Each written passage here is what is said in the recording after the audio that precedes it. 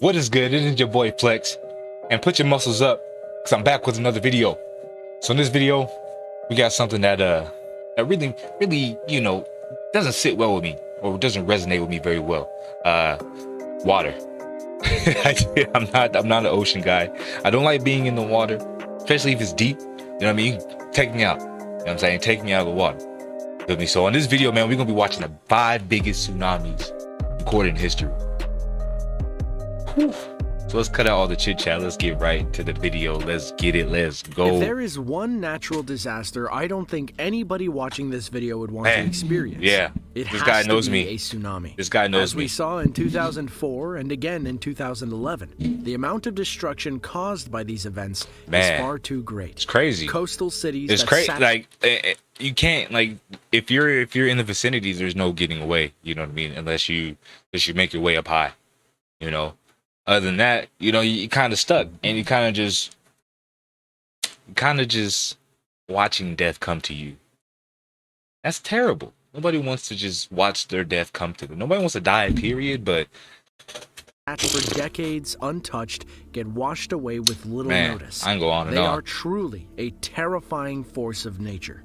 However, throughout history, there have been a few tsunami waves that are so big it's almost hard to comprehend. Waves that were as tall as skyscrapers and destroyed everything in their path. From the United States to Japan, here are the 5 tallest tsunami waves in all of history. Now, if you enjoyed this video, be sure to subscribe to Underworld to see more just like it. Tsunamis are typically caused by massive underwater earthquakes as they displace large amounts of water. Believe it or not, though, there is another type of tsunami that has nothing to do with earthquakes or any other geological events. What? This is called a mega tsunami, and it occurs.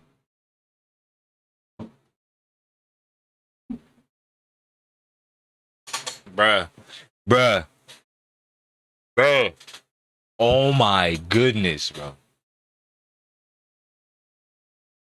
When a large amount of water displacement is caused by a sudden addition of material into a body of water. Most of the time, these mega tsunamis occur because of a sudden landslide or the collapse of an iceberg. However, one event in world history not only produced a mega tsunami, you can go ahead and just kill me now. Effect on the right entire now. Planet. Put one in my brain, please. 66 million years ago, an asteroid that was anywhere between 6.8 to 50.3 miles in diameter hit in the Yucatan Peninsula, leaving behind what is known as the Chicxulub impact crater.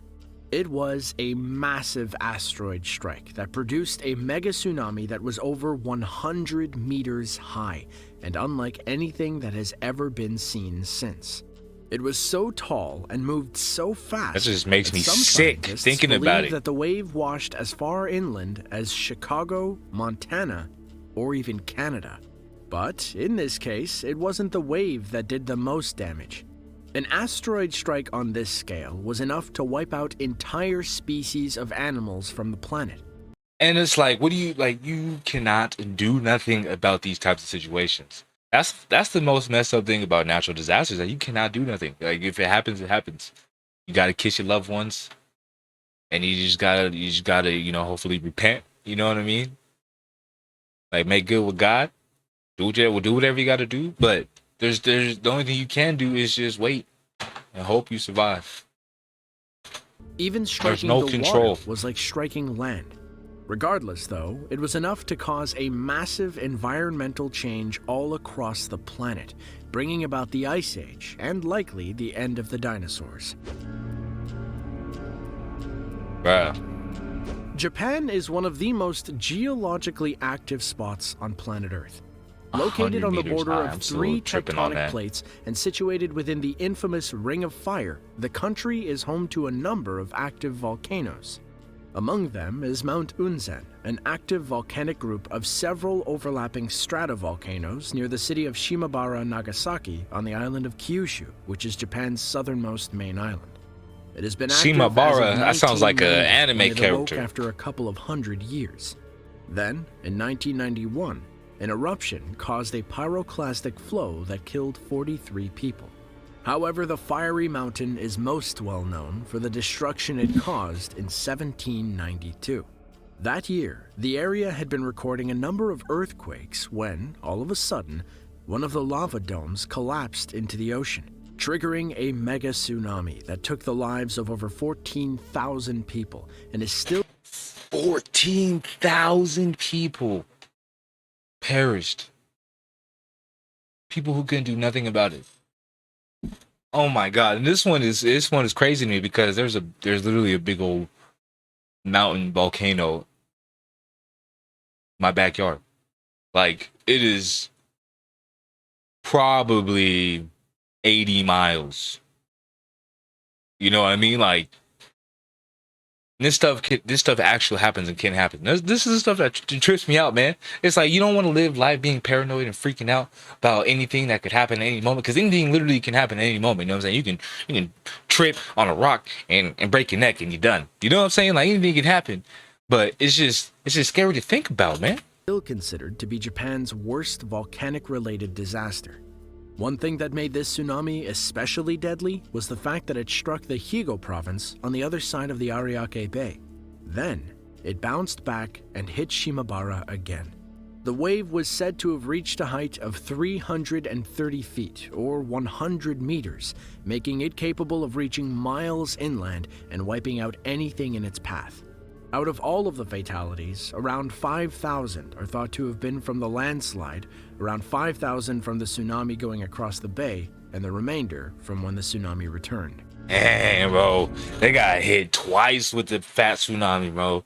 That sucks. That is, like, with that type of luck, you can go get yourself a lottery ticket and probably win the lotto. You know what I'm saying? If you're getting hit by a tsunami twice, you might as well start buying lottery tickets, my guy. There are few geological events in recorded history that saw the destructive force as that of the Mount St. Helens eruption in 1980.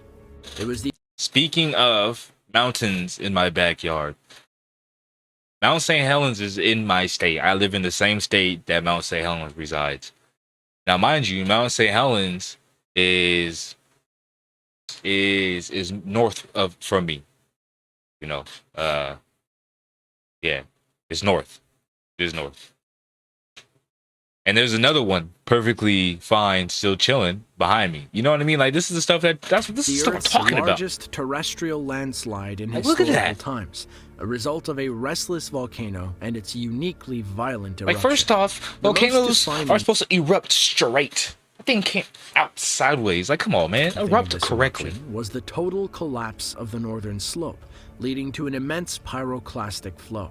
However, something else came out of this collapse that was disastrous in its own right. When the side of the mountain fell, it plowed directly into Spirit Lake, which was a short distance from the base of the volcano. As the huge column of rock and dirt crashed into the lake, it produced a tsunami that measured 860 feet, or 260 meters above the lake level. The lake also grew in size, nearly doubling from 1,300 acres to roughly 2,200 acres. Inland tsunamis like this are one of the rarest natural disasters on Earth. This massive wall of water traveled for quite a ways, knocking down trees and any structures that were in the way.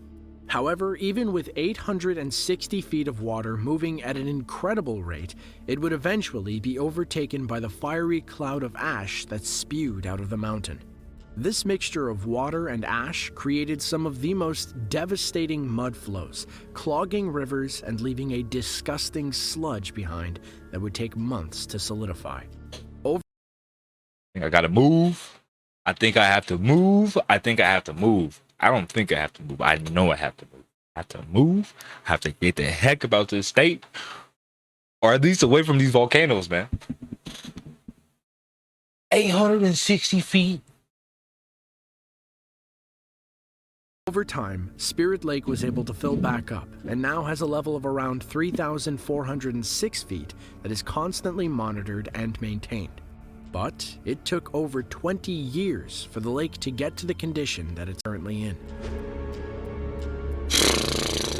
No way, yo. As you can see by the disaster of Spirit Lake, inland tsunamis can spell certain doom for anyone unlucky enough to be in its path when it strikes. However, this wasn't the first inland tsunami to have been recorded. Just 17 years earlier in Italy, another inland tsunami did some serious damage in areas around a reservoir located about 100 kilometers north of Venice. Just after World War II. I feel like dams are dangerous. I feel like dams are so dangerous. Like, I know they supposed to produce energy and all this blah blah blah blah scientific stuff I'm not so inclined about, but I feel like having a wall that holds back millions of tons of gallons of water from villages that are fairly close right below is an outrageous idea. Like, I don't know. I guess, I'm not a scientist, but I just feel like, nah, bro. I'm not living nowhere near a dam. Italy decided to undertake a number of construction projects, including the building of Genoa's fateful Morandi Bridge, which was a hydroelectric dam. However, prior to the dam's construction, there were numerous warnings issued that the mountain above it, Monte Toc, was unstable. As it was being built, locals reported continual tremors and landslides. However, the operators ignored the danger signs. They decided, as a safety measure, to lower the water level in the reservoir behind the dam. It was a mistake that would cost them dearly. On October 9, 1963, a massive landslide sent rocks, trees, and earth plummeting into the reservoir below. The impact sent a huge wave of water shooting 250 meters above the dam, just before sweeping down the valley below and destroying every village in its path. That's what I'm talking about. Like, I can't even talk because it's so frustrating to me. The fact that the government does not listen. No matter what government it is, they do not listen. Like, why even have a government not going to listen to the people? And these people are telling you probably shouldn't do this, bro. It's not safe. Don't do it. Don't build this or whatever. And boom shakalaka. The tsunami displaced the air with a force that was supposedly more powerful than an atomic bomb. Witness accounts were hard to come by, though, since most of the people in the line of impact died, around 80% of them in a handful of villages along the valley floor. Some 350 families were wiped out altogether. Wow. Investigations later determined the landslide to be triggered by the lowering of the water level along with heavy rainfall. The immense weight of the water and earth could no longer be supported by the mountain. Wow. It is hard to imagine. It's sad. That's a lot of people, man. It's like like, what do you do? Do you leave your home? Like the place you grew up, like place where your family resides, because of a potential natural disaster that could happen. But it's like when it happens, like you wish you did move. You know what I mean? But it's like, I don't know, man. I don't know, man. As tall as some of the ones we've already mentioned. This is why I'm not a water guy, man. Water is too unpredictable. I don't like it. Are long, if not even bigger. But that makes a person wonder. Is it possible for a tsunami to reach into the thousands of feet? Exactly how much force would it take for something like this to happen? Few people believe that it is even possible. However, the largest tsunami ever recorded would definitely put that question to rest. It happened in 1958 at Lituya Bay, which is a quiet fjord in Alaska.